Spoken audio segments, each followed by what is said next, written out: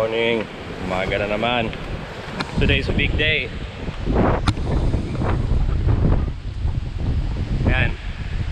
Pinapatanggal ko na yung nyug dito sa harapan ng bahay ko. Number one, hindi naman siya nagbubunga ng maganda. Wala pa ako nakuhang buko dito kahit isa. Tapos lagi pang binabagsakan ng mga ganyan dahon yung bubong ko dito, kaya lagi na lang sira. Kaya ngayon, ito, papatanggal ko na siya kasi malakas din yung mataas din kasi yung chance na matumba yung puno na yan dito sa bahay, lalo na ngayon mahangin, lakas ang hangin, mataas ang alon, mahirap na.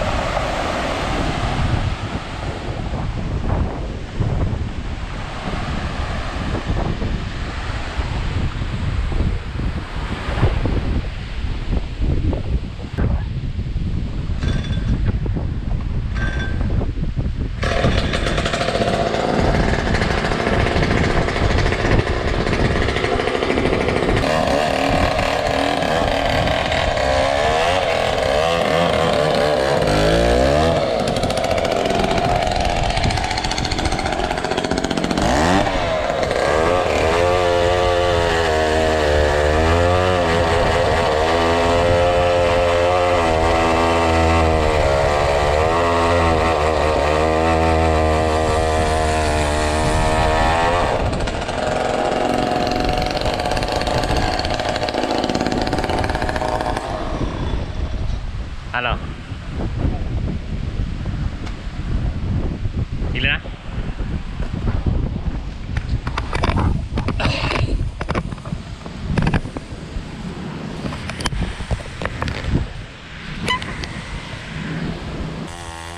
So at ayun, nagtulong na kami ng pinsan ko para hilahin yung nyog para habang pinuputol ito hindi ito bumagsak doon sa bahay ko. At ayun na nga, bumagsak na nga yung puno ng nyog at ayun, tinamaan pa ako sa ulo ng dahon.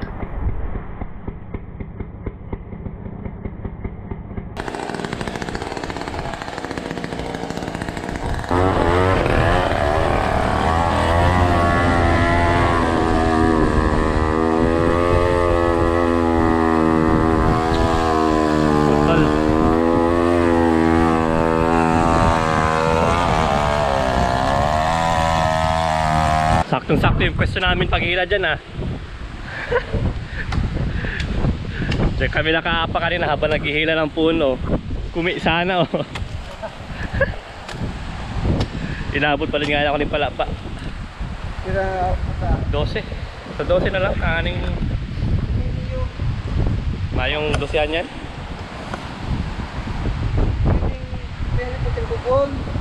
Pwede man, madugsong na lang ako digdi. Ay, Jis, hindi mo Jis. So, patas yan.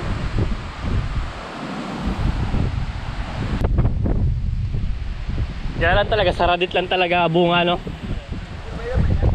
May laman man nga ni, oh. Maliitan talaga yung bunga. Tangyog man tayo, ni pataro man tang eh, buko ni. Labayan ko yun.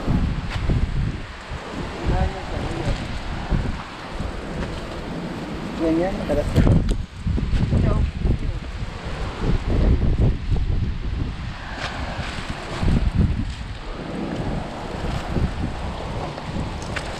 Ay, puso.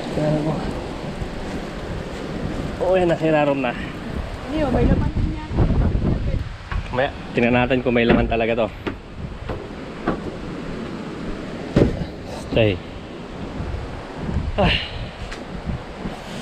Hindi ko pa rin tapos itong dingding na to. Nilalagyan ko muna ng sahig.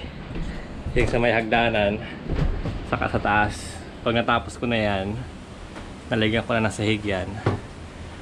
Ito na naman ang gagawin ko. Kailangan kong lagyan to ng harang dito. And then after nun, ito na. Pwede ko nang gawin tong wall na to.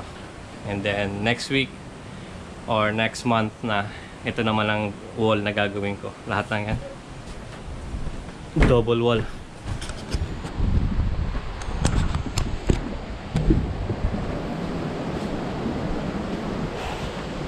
May isa doon, nakukuha na rin.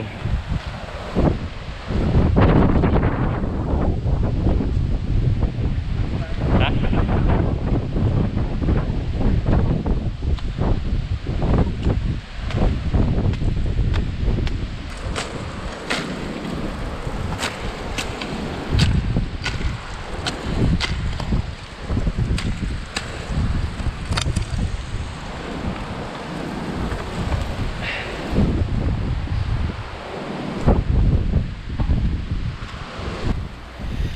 Ito, mag-break muna tayo sa pagtatrabaho. Kain muna tayo ng buko. And then ito naman, si Kuya Joey, yung nagputol ng nyog. Hina-harvest na niya yung tinatawag na ubod ng nyog. Kadalasan itong nakakain sa mga lumpiang ubod, gano'n. Masarap din to. Nilalagyan to ng gata, tapos sahog ng sardinas. Yun, survive ka na dito sa bundok. Basta marunong ka lang maghanap ng makakain. Tigyan namin magkarigos.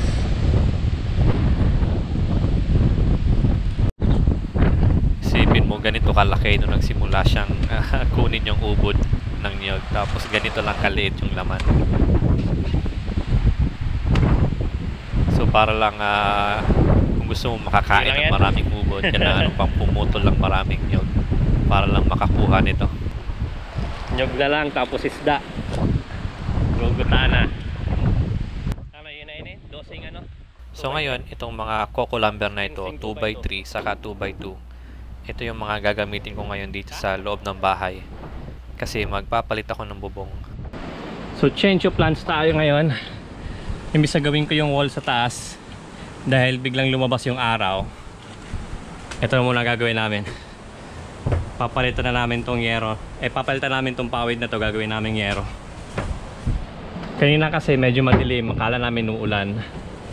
Pero biglang lumabas yung araw, mainit na, kaya I think tuloy na lang namin to. Tuloy-tuloy na to. Umulan man, uminit, bahala na.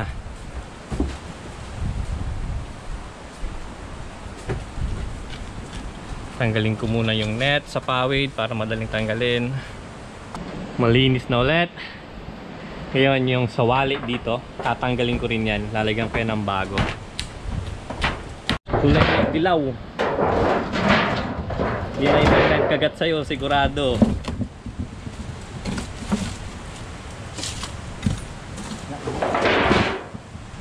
Ayun oh, ayun. Ayun, nandito sa ilalim nito. Sa ilalim itong kahoy na to. Ang laki. Ipitin mo na. Ayun.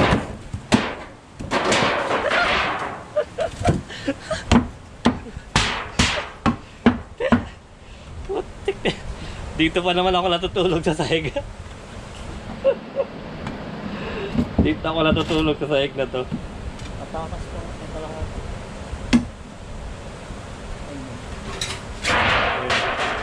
Ayun.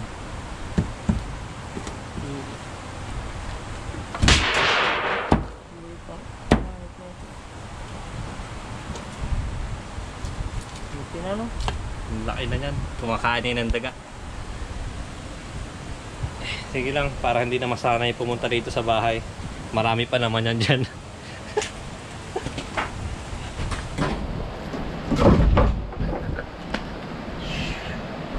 Dito ako natutulog sa sahig na to, tapos meron ganyan dyan. Ganyan sa bubog ba?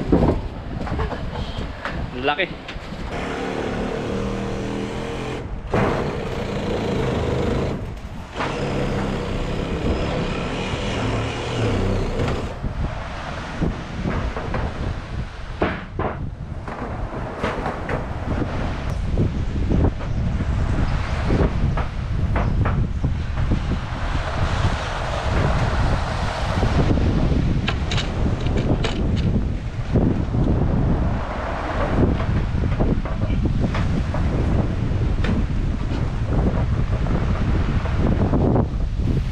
Disclaimer lang po, hindi po ako professional na karpentero. Itong gawa ko pong ito is gawang pang sariling bahay lang. Huwag niyo po akong gagayahin sa mga ginagawa ko dito.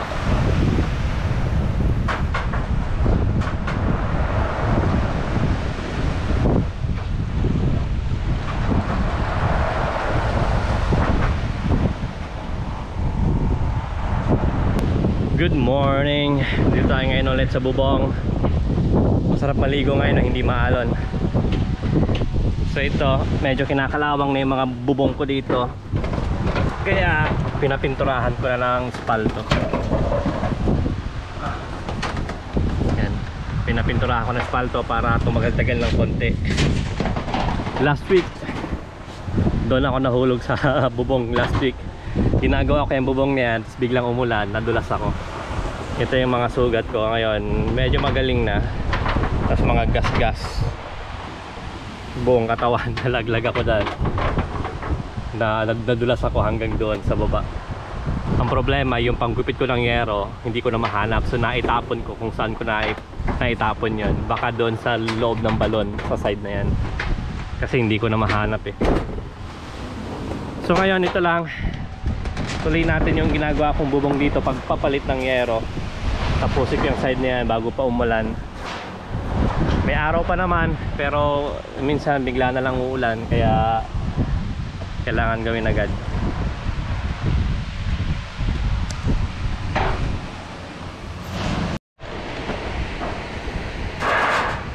Tapos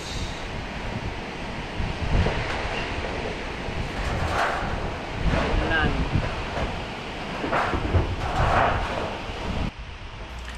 So dito ngayon, naglalagay na lang ako ng trim sa panabi nitong bubong ko for extra protection na rin sa tubig para hindi siya pumasok dito kapag umulan at humangin, hindi siya papasok sa ilalim ng yero.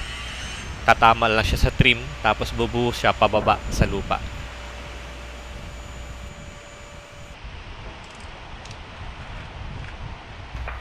So ito, gumagamit na lang ako dito ng recycled na lang ito na fiber na corrugated na pangbubong. So since madilim nang masyado dun sa loob, hindi na pumapasok yung liwanag, naisip ko na lang na maglagay nitong mga plastic na bubong para pasok pa rin yung liwanag. Medyo may mga butas na rin to, kaya ngayon nire-repair ko na lang, tinatakpan ko na lang yung mga butas para pwede pa rin magamit.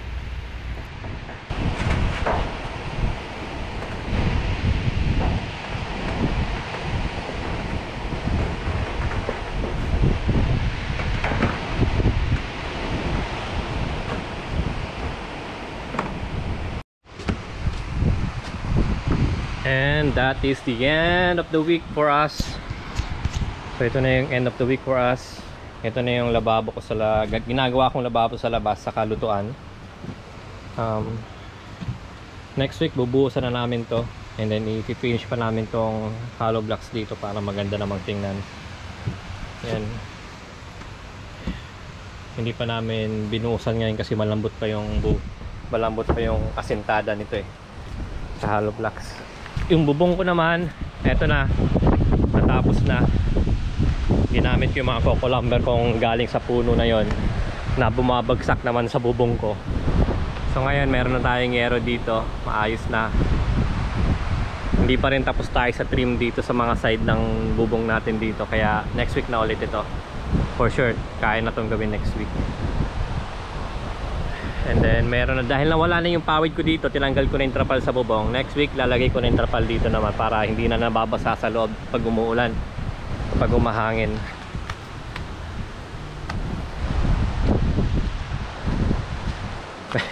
Medyo makalat ngayon dito. Saka na to, lilinisin natin to, susunugin natin tong mga pawid na to. Okay, tambak natin to sa likod, pwede pa itong maging compost. So ito yung loob.